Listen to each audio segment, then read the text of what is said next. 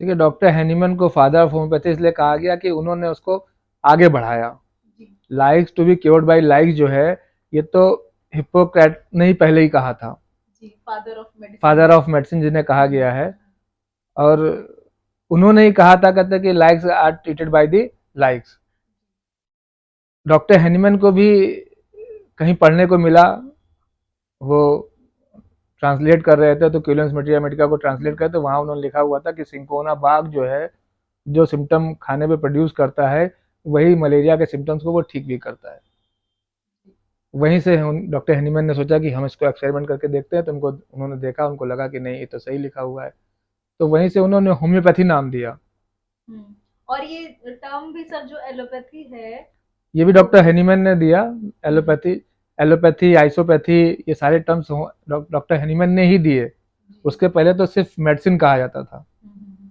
लेकिन बड़ी विडंबना ये है कि हम्म। जिस हिप्पोक्रेट ने कहा कि likes are treated by the likes, उस मेडिसिन को, उन बातों को दरकिनार करके जिसको होम्योपैथी ने आत्मसात किया, अपनाया, आज उनकी बातों को खत्म करके वो जो एलोपैथी शब्द डॉक्टर हैनीमैन ने इस्तेमाल किया, वो एलोपैथी का अपोजिट सिस्टम है।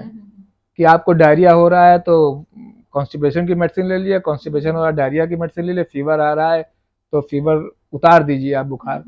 क्योर की बात ही नहीं कर रहे हैं वो कहते हैं prevention is better than cure. अच्छा। तो जो हिप्पोक्रेट ने शुरू किया था, शायद डॉक्टर हैनीमैन ने उसको ही आगे बढ़ाया।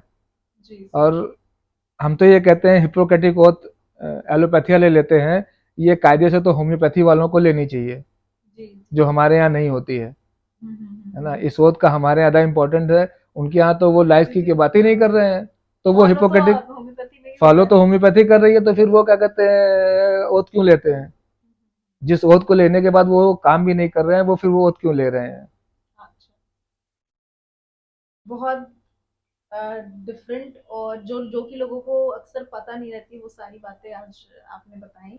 अब कुछ क्वेश्चंस हैं जो बहुत कॉमनली लोग पूछते हैं कि होम्योपैथी में अगर हम कुछ जेनेटिकल अबनॉर्मलिटी आती है या बहुत जनरेशन से पास होती जा रही है डिजीजेस, तो उसमें कैसे होम्योपैथी ट्रीट करती है? क्या ये क्यूरेबल है या फिर कैसे काम करती डॉक्टर हैनीमैन ने इसी पर सारा काम किया है? जी सर। कि पीढ़ियों से बीमारियां ट्रेवल करके लोगों में आती हैं। किसी में वो डायबिटीज़ दिख सकता है, किसी में वो थायराइड दिख सकता है, किसी पीढ़ी में वो कैंसर दिख सकता है, किसी में कहते हैं वो ट्यूबरकुलोसिस दिख सकता है। तो ये सारी बीमारियां बिना क्या कहते हैं पिछली पीढ़ी में रहे कुछ आता नहीं है। अगर जी सोरा सर। को छोड़ दें तो सिफिलिस और साइकोसिस, जो हमारे यहाँ सोरा सिफिलिस साइकोसिस कहा जी गया है, जी जी।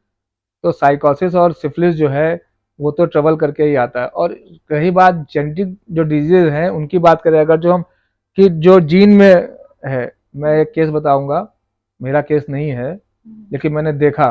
जी जी। मैं उस समय रिसर्च में था नेशनल में, हम्म।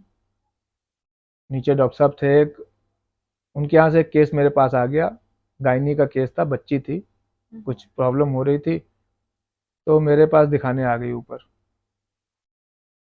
मैंने देखा वखा तो उनकी माँ ने बोला कि डॉक्टर साहब पहले हम वहाँ दिखाते थे नीचे, हम्म। तो उसको कुछ प्रॉब्लम होने लगी तो ऊपर आ गए। तो हमने क्या प्रॉब्लम हुई थी, तो उसको पिगमेंट बनने लग गया था, अल्बाइनो था वो अच्छा बच्ची, अच्छा।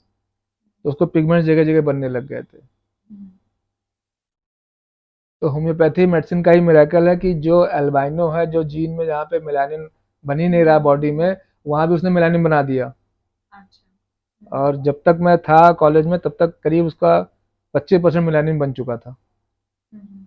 मैंने उसको फिर दोबारा नीचे भेजा कि आप वहीं डॉक्टर साहब को दिखाइए, आपके बच्चे में कलर आ रहा है। तो उसको लग रहा था कि ऐसा ना हो, कहते हैं कि ये पूरा भी तो अल्बाइनो है, साफ वाइट दिख रही है, फिर वो जगह जगह चकत्ते पड़ जाएं तो खराब लगने लगे। अच्छा इस अच्छा। डर से वो ट्रीटमेंट उसने छोड़ दिया था। लेकिन फिर मेरे कहने पे उसके समझ में आया, नीचे गई तो करीब 25% उसको कलर आ गया था। हम्म। तो ये मिराकल होम्योपैथी में ही देखने को मिलता है। हाँ। बहुत से ऐसे भी बहुत से मिराकल्स हैं। मैं एक बात बताऊं, बच्चों में कहते हैं ना दिल में छेद हो गया है। हम्म।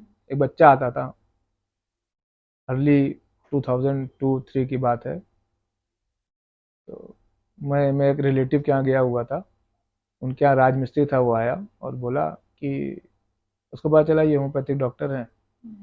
तो ऐसी बात करने लगा कि मेरे बच्चे को फिट्स पड़ते हैं और कलर बदलता है।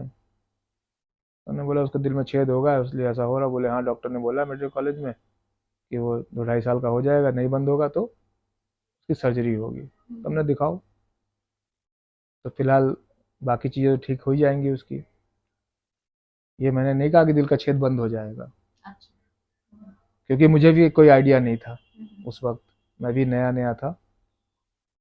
तो वो आया तो भयंकर उसको सर्दी हुई हुई थी, पूरा चेहरा लाल था, नाक से कोराइजा बह रहा था।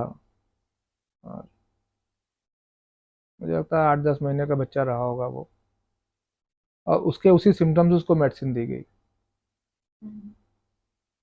जो उसको 15-20 बार डेली फिट्स पड़ते थे, वो हफ्ते भर के अंदर कम होने लग गए और 2 महीने बीतते बीतते सारे फिट्स गायब हो गए। और उसका जो छेद था ना वो भी भर गया, जो बाई मतलब बर्थ से पहले भर जाता है, कभी कभी कुछ बच्चों में खुला रह जाता है, तो वो हील हो गया।